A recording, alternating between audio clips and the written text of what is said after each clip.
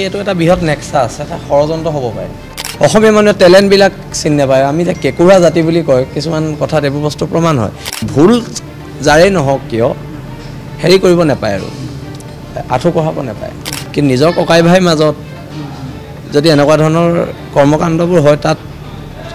গোটেই সামগ্ৰিকভাৱে খিলঞ্জীয়া সত্তাটো তাত লজ্জানত হয় এতিয়া এইটো এটা চুলিৰ যিটো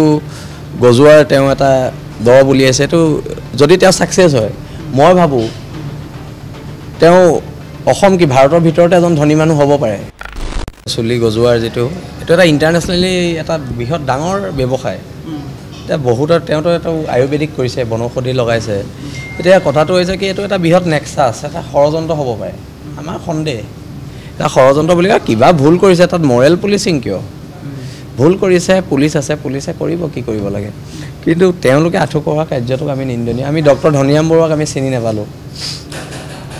যি সময়ত ধনিৰাম বৰুৱাকতো এটা সময়ত জেলত ভৰাই দিয়া হৈছিলে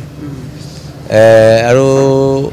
আজি পংকজ পাঠকৰো ঠিক একেই অৱস্থা অসমীয়া মানুহে টেলেণ্টবিলাক চিনি নাপায় আমি যে কেকুৰা জাতি বুলি কয় কিছুমান কথাত এইবোৰ বস্তু প্ৰমাণ হয় আৰু পংকজ পাঠকৰ লগত বীৰ লাচিত সেনাৰ সত্তাটো খিলঞ্জীয়া হিচাপে আমি আছোঁ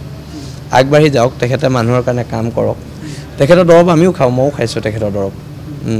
আৰু সকলো মানে নেচাৰেল প্ৰাকৃতিক সকলো দৰৱ আৰু কোনো ধৰণৰ ছাইড এফেক্ট নাই এতিয়া এইটো এটা চুলিৰ যিটো গজোৱাৰ তেওঁ এটা দৰব উলিয়াইছে এইটো যদি তেওঁ ছাকচেছ হয় মই ভাবোঁ তেওঁ অসম কি ভাৰতৰ ভিতৰতে এজন ধনী মানুহ হ'ব পাৰে সেই ঔষধটো বিক্ৰী কৰি কিন্তু তেওঁ ব্যৱসায় ক্ষেত্ৰত কামটো কৰা নাই তেখেতে মানুহক সহায় কৰিছে আৰু সেইকাৰণে মই তেখেতক সমৰ্থন জনাইছোঁ বীৰ লাচিত সেনা অসমে সমৰ্থন জনাইছে আৰু কালি প্ৰকৃততে ঘটনাটোত কি হৈছে নাজানো কিন্তু ভুল যাৰেই নহওক কিয় হেৰি কৰিব নাপায় আৰু আঁঠু কঢ়াব নাপায় এইটো বেয়া কথা বেয়া কাম হৈছে আৰু আঁঠু কাঢ়িব নালাগিছিলে বা কঢ়ুৱাব নালাগিছিলে আৰু এই কথাবিলাকে সমাজত এটা বিৰূপ প্ৰভাৱ পেলায় আজি অনা অসমীয়া মানুহ এটা কোনোবাই কিবা কৈছে বাংলাদেশী মানুহ এটা কোনোবাই কিবা কৈছে তাত ক'বলগীয়া নাই কিন্তু নিজৰ ককাই ভাইৰ মাজত যদি এনেকুৱা ধৰণৰ কৰ্মকাণ্ডবোৰ হয় তাত গোটেই সামগ্ৰিকভাৱে খিলঞ্জীয়া সত্তাটো তাত লজ্জানত হয় আৰু সেইকাৰণে ইয়াত আমি দুখ প্ৰকাশ কৰিছোঁ আৰু বৰ ইণ্টাৰেষ্টিংলি কথাটো হ'ল যে যিটো পক্ষই আকৌ অভিযোগ আনিছে এই সেইটো পক্ষকো পংকজ পাঠকৰ পক্ষটোৱে মাৰিছে বুলি তেওঁলোকেও আকৌ অভিযোগ আনিছে কিন্তু সেইটোৱেতো আমি এতিয়া প্ৰকৃত ঘটনাটো নাজানো কি হৈছে যিয়েই নহওক আমি কৈছোঁ যে আঁঠু কঢ়াইব নালাগিছিল আইনৰ ওচৰত যাব লাগিছিলে তো আইনে বিচাৰ কৰিলেহেঁতেন আইনে ব্যৱস্থা ল'লে নিশ্চয়কৈ আইন এখন আছে আমাৰ এখন সংবিধান আছে পুলিচ নাই নেকি গোৱালপাৰাত পুলিচ আছে নহয় গোৱালপাৰাত পুলিচে ব্যৱস্থা ল'লেহেঁতেন আমি খিলঞ্জীয়া মানুহৰ মাজত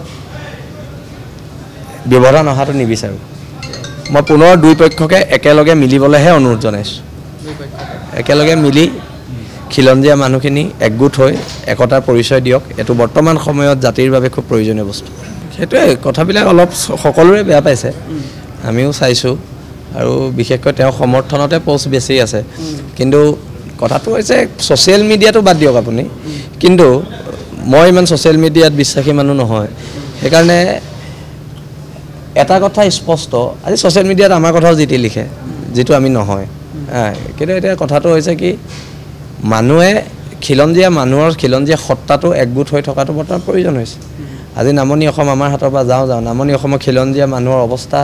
নাইকিয়া হৈছে সেই নামনি অসমত খিলঞ্জীয়া মানুহৰ মাজত মাৰপিট হোৱাটো দুৰ্ভাগ্যজনক আৰু লজ্জাজনক আৰু বাংলাদেশীবিলাকে উৎসাহ পাবতো বাংলাদেশীবিলাকে উৎসাহ পাব ইহঁতে নিজৰ মাজত লাগিছে বুলি আৰু সেইকাৰণে আমি অনুৰোধ জনাইছোঁ যে সকলো খিলঞ্জীয়া মানুহ একলগ হৈ থাকিব লাগে